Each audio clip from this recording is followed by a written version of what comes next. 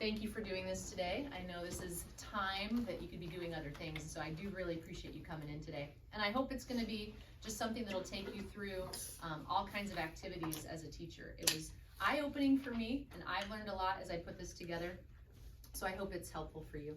But I wanted to start with a story that kind of goes along with what we're doing today, this mindset shift that we're talking about. So 2 summers ago, when I first started the position I'm in now, I thought, okay, I'll have time to, just relax and, get my office kind of put together. Everything's going to be this smooth, quiet summer transition. And I get a phone call, and it's a parent, of course. And this parent is very agitated because her son needs to play Division I golf, and his transcript has not come through yet, the completed transcript after graduation. So I need to do that immediately, like yesterday, right? Now, of course, this parent happens to also be my sister-in-law. So now there's even extra pressure, right? To do something for the family, and like, okay, all right, I'll get on that right away. We hang up and I think, wow, there's not one thing I know about how to do this task. Becky Sarsland isn't here. Lisa Strum is not here. Who can I call? What can I do? What can I look up online to figure out how to do this? And so the pressure and the stress of that moment just washed over me like a tidal wave, like I had not experienced in a long time. And so in that moment, I had to make a real choice about what I told myself and what I did next. I could say, you know what? I don't even know where to begin. He's just not gonna play golf at Liberty. Too bad. That was not an option for me, right? So I had to stop and tell myself, I can do this. I can do the research, I can make some phone calls, and I can complete this task. I don't need to panic, I don't need to worry, I'll get it done as soon as I possibly can. So I just start Googling, I start making phone calls, and it actually took me a lot shorter time than I thought it would to get that complete transcript in. But it taught me a lot about my mindset, what I say to myself in the midst of stress and pressure and struggle. And I never forgot that moment. It was kind of the first big task I had to do in that office, and it was a biggie. It was huge. And when I was done, I was exhausted. When it went through, I needed to take a nap. I was just so tired emotionally from what that took out of me. And it made me think about our students as well and some of the pressures they face, the tasks that they have to do. And so that's what we're going to talk about, the power of mindset. For the class that I'm taking, we're reading a book called The Growth Mindset Coach. And so every month of the year, it has some tasks, some encouragement on how to help your mindset continue to be growth instead of fixed. Now, in 2006, the book Mindset came out, The New Psychology of Success by Carol Dweck. You may have heard of that already, so some of this might be a little bit repetitive for you, but I hope we can repackage it in a fresh way for education. That book made a huge splash in the education world. I mean, it changed the way I thought about so much when it came to education, kids, learning, the brain. It was very helpful. Another couple of books that were really helpful in this department, this is called Grit by Angela Duckworth, The Power of Passion and Perseverance. This book, just for the story of NFL quarterback Steve Young, is worth the price of this book. I was really blown away by his story. He's just a Hall of Famer, and he was a kid that would just sob about going to school. He never wanted to go. He was a wreck. He was kind of fragile. I was just shocked. He's so tough. But the story of what his parents did for him, it's amazing. I hope you could read that at some point, but just a great book. Another one that helped me was 8 Great Smarts by Kathy Cook. That's about multiple intelligences, music smart, body smart. And that's just another way of looking at a student and what their gifts and abilities might be, but just really helpful in that department. So let's talk about those 2 mindsets, and that's the 2 columns in your notes. You can take as much or as little as you want, because just depending on how much you've already learned about these 2 mindsets. So a fixed mindset, it's like you've got dialed in radio stations in your car, you push a button, this is your mindset, right? So this is a fixed one, like a radio station. And it says, this is the only way that works for me. right? I know my Enneagram number, I know my personality, and this is all I know how to do, right? I just lock myself into this box. I'll never succeed at this, right? You've probably heard kids already come into your classroom and say, I don't do math, I don't do reading, it's not me, I've always failed. And that's a fixed mindset completely. Or, I've tried this before and it hasn't worked. I did that a lot as a teacher. Like I'd get a PD or some kind of tip, I'd be like, yeah, tried it, didn't work, not doing that again, right? So a lot of those things can happen. And then it believes that intelligence is fixed and unchangeable. And I felt like this for many years, that, I'm just not the smartest kid in the room, man. I'm a B, C+ kid, and that's okay with me, and I'm never gonna change. So it's unchangeable, it's fixed, and that's it. And as a teacher, I've done that with kids as well. Like, man, that's as far as that girl's gonna go. She's reached the limit. And I just put labels on them, or a box on them. For growth mindset though, this is on the other side of the spectrum, where it says that, I really do believe that your abilities, your intelligence, that those talents can be developed and grown over time. And so the kind of thoughts that we hear on this is, man, this is really difficult, but I'm gonna give it my best shot. You know what, I haven't learned that yet. Or with practice, I know I can improve at this. And so we go back to that, story from the beginning. I didn't know the first thing about the NCAA. I didn't know the first thing about transcripts, but I had to tell myself, I don't know this yet. I haven't learned this yet, but I can get there with some practice, with some perseverance. If I want to do something, I can put my mind to it and make it happen. Now, what I thought was interesting was that the research says that when you were a child and you did well at something, if you notice what your authority figure said to you, that kind of developed your mindset. So did they praise your talent or did they praise your effort? And I had to think about that for a minute because, I was the kid that really wanted the microphone. You've heard me tell these stories before, and I heard a lot about my talent. I didn't hear a lot about my effort. And it wasn't on purpose. It's not like, I'm gonna give this child a fixed mindset, right? That's just the way people would talk to me when I was a child. So I tended not to push too hard at something that was difficult because I knew there were other things that I had enough talent to get away with and do well, so that I could hear praise, that a girl, and those types of things. So I tended to just stay in the same lanes of the places where I found success and stay out of other lanes like math, science, you name it. And it took a special teacher to say, Jeannie, you have the ability and the talent and the workability to work at math. You could be very successful in this. But I certainly didn't think that myself. I had to have somebody teach me those qualities.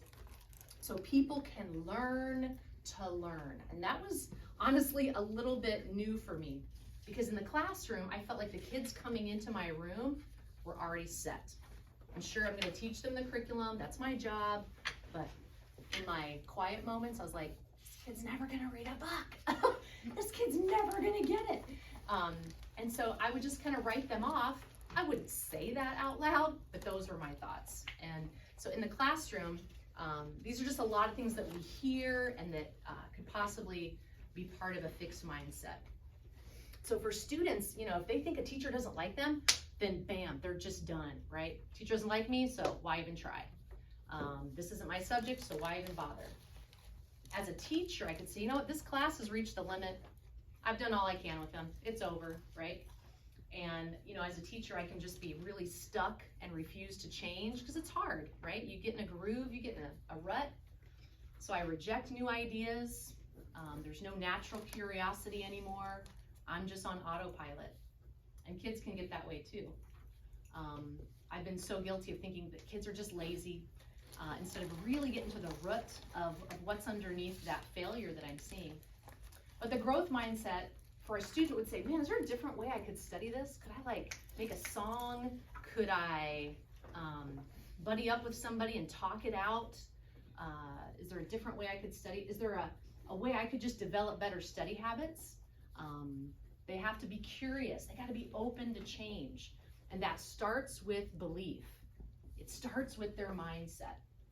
And then as a teacher, to tell myself the truth about kids, that, man, this class needs everything I've got. They need my creativity. They need my dedication. They can't succeed if I'm on autopilot all the time. Is there a fresh and new way I could teach this material? I've done it this way for 15 years, but could I do it a different way that could be fresh and appealing to this generation of kids? So I think that's two ways to look at those mindsets as well. So I've talked quite a bit now, but let's turn to each other and let's take a minute. Which mindset do you typically fall under? So just turn and talk to somebody about what that looks like right now. And I'll watch the clock. I'll give you a couple minutes. Just let's process that for a second.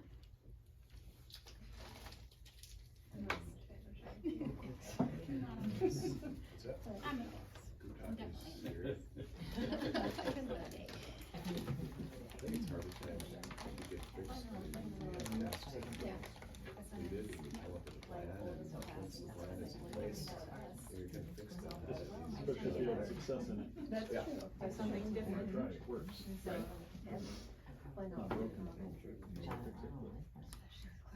Right. You get better in the second.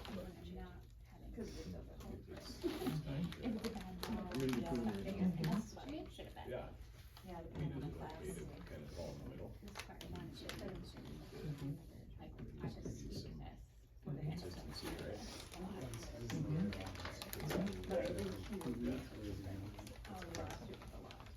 I'm open to be open.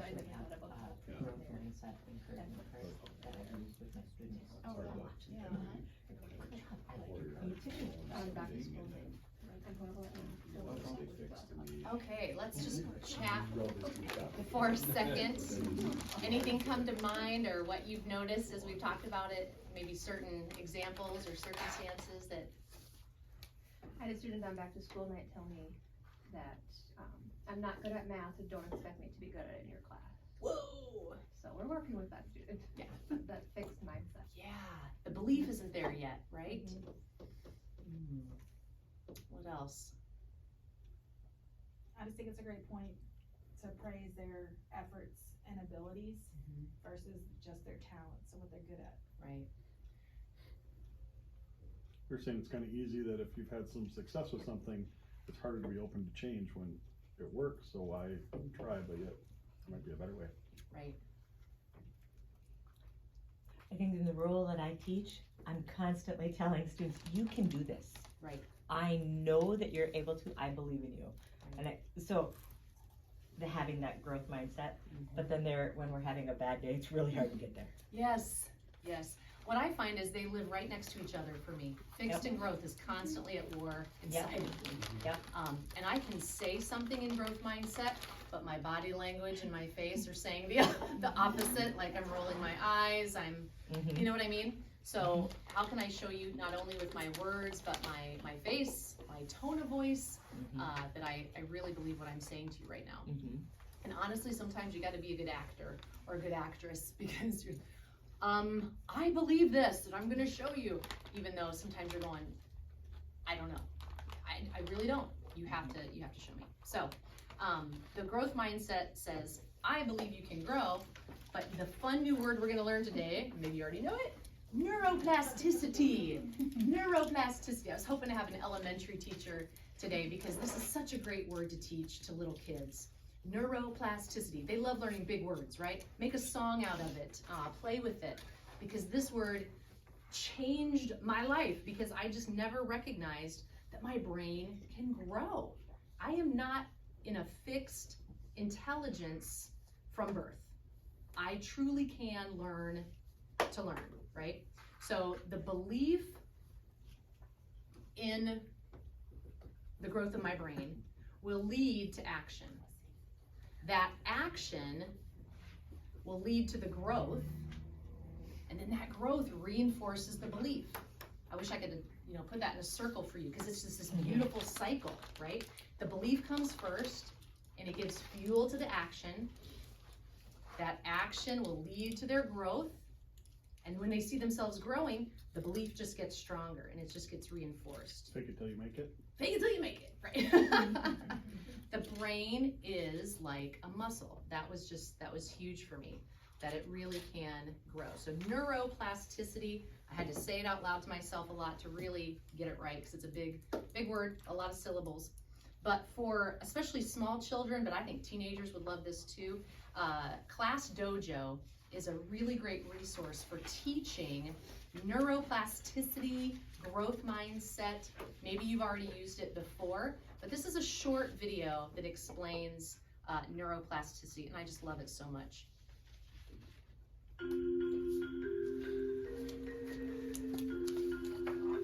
Chapter 1.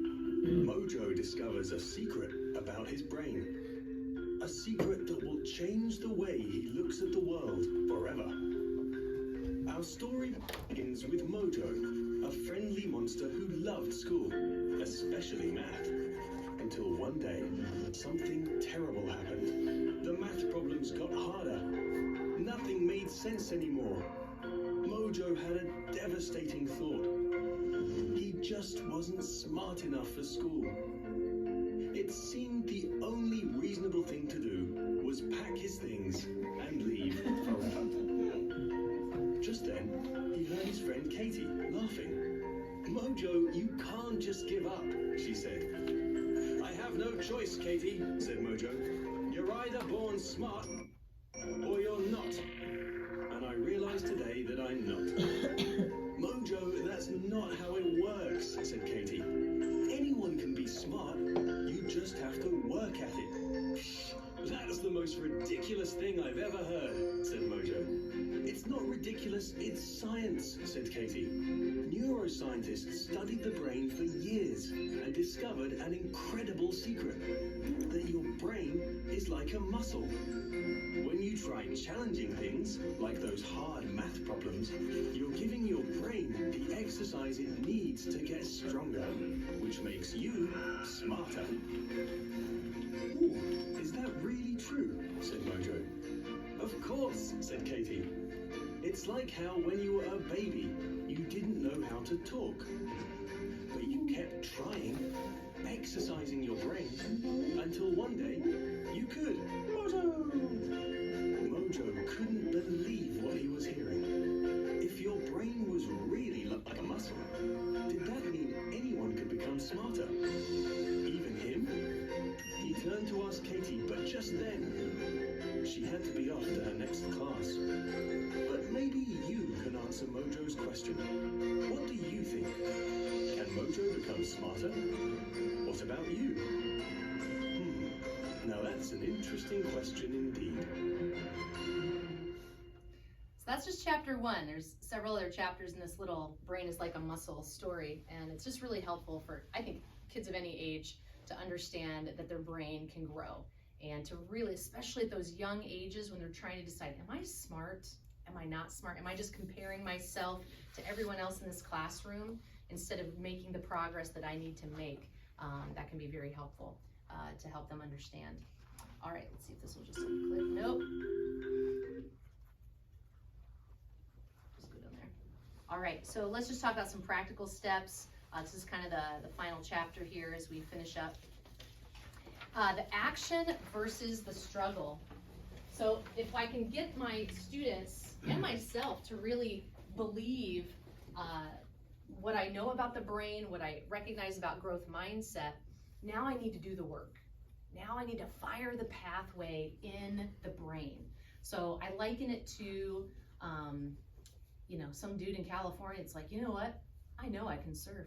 I know I can learn to do it. I know I have the ability, but never takes the board and never gets in the water. We've got to get the board, we've got to get in the water, we have to take action. And then to build those skills, we have to sustain the action, keep it going, make it repetitive, right? I could watch videos on YouTube all day about performing, but if I never get in front of an audience, I'll never improve my skills. And we do have a YouTube generation, don't we? They do a lot of observing, they do a lot of watching. We want to get them in the water. We want to get them in front of an audience to build the skills. And then we talk about the struggle. Oh, I forgot to, there he goes, he's spinning. The struggle for the brain so that it can really grow in greater ways. The more they struggle, the greater the growth will be. I mean, think about yourself and think about the areas that you've struggled in the most are probably the places where you've seen the most growth. Whether it's a physical challenge, a relationship challenge, those are the places where you're gonna see such amazing growth. And so I liken it this time to a bodybuilder, right? Because it's not enough to just keep lifting 5-pound weights. Now I need to keep adding more and adding more. And it's not gonna happen overnight, but the greater the struggle, the greater the growth. So trying to give students these word pictures will help them kind of see these are the goals we have for you. We are going to set the bar high because we know that you can do it. We know that you have the ability to make this happen. And this is why we give you these challenges. We want you to become gritty. We want you to develop that perseverance. And then that patience is just the sustained action over time. Of course we want things to happen quickly. Of course we want to see change immediately. But they have to believe in the power of patience and time, slow and steady growth. I really want kids to learn how to fail well at CCS and what that looks like. Here's an interesting piece of research that I thought was fascinating. There was a study done at Columbia with 11,000 American teenagers until they were 26 years old to study if they participated in high school extracurriculars for 2 years as opposed to just 1. And here's what they found. Kids who spend more than a year in extracurriculars are significantly more likely to graduate from college and as young adults to volunteer in their communities. The hours per week kids devote to extracurriculars also predict having a job as opposed to being unemployed as a young adult and earning more money, but only for kids who participate in activities for 2 years instead of 1. Isn't that interesting? I thought to myself, well, what's the difference? 1 year, 2 years. In 2 years, you're definitely gonna see an opportunity to fail and an opportunity to succeed. So I just thought that was an interesting comparison because if we look at students that they'll do cross country or they'll do golf or knowledge bowl or drama or something outside of the core school day, they seem to develop the habits that we're looking for, right? Perseverance, grit, tenacity, because they've failed. They've had to practice. They've learned that growth takes time. And so we know that we keep kids really busy in these activities, but look at the skills that it's building. That gets me really excited. Thinking about how Christ did this as well. Think about how he spoke to Peter. Remember when he said, Peter, you are the rock on which I will build this church. I'm sure Peter's like, you talking to me, right? You know, and that fueled him probably for years to come in ministry. That power of belief in him that then turned him into somebody with that kind of mindset as well. So it's kind of a side note that I was thinking about today, like, wow, Jesus did this really well. All right, final slide here, just 3 big statements to take into your classroom. Man, I love how hard you're working. What a great statement for a child who isn't there yet, but man, I can see the effort. I love how hard you're working. And it applies to me, you know, when kids are coming down to the office as well, when I can see that they've worked hard to have self-control. They're not there yet, but they're getting there. Hey, mistakes make your brain bigger. What a great reminder. I'll never forget a choir teacher who used to tell me, make a big failure, please. If you're gonna do it loud so we can fix it, right? I'm like, okay, I can do that. I can be loud. So mistakes make your brain bigger. Make mistakes a bigger focus so that you can show students this means there's great effort being applied. I saw a math video where a teacher showed her favorite mistake because she loved the thinking in that mistake. I thought that was pretty cool. I'd never heard of that before. And then finally, you're not there yet, but you're on your way. The power of yet is so great in the classroom, in life, with a small child that's trying to learn the right way to speak and to act. You're not there yet, but boy, I'm seeing a lot of progress. I'm seeing a lot of growth. And then just as you think about some of the things we talked about today, what's one tiny step that you can take from this? Whether it's, hey, I want to read Grit. I want to read mindset. I want to look up that class dojo for my classroom because I think even my teenagers would like that, or some elementary students. Maybe you want to take one of these statements and put it on a sticky note on your desk so you don't forget to say this to someone this week to encourage them. And that is all I have. Thoughts, questions? Yeah, you can turn that off. Any thoughts or questions come to mind?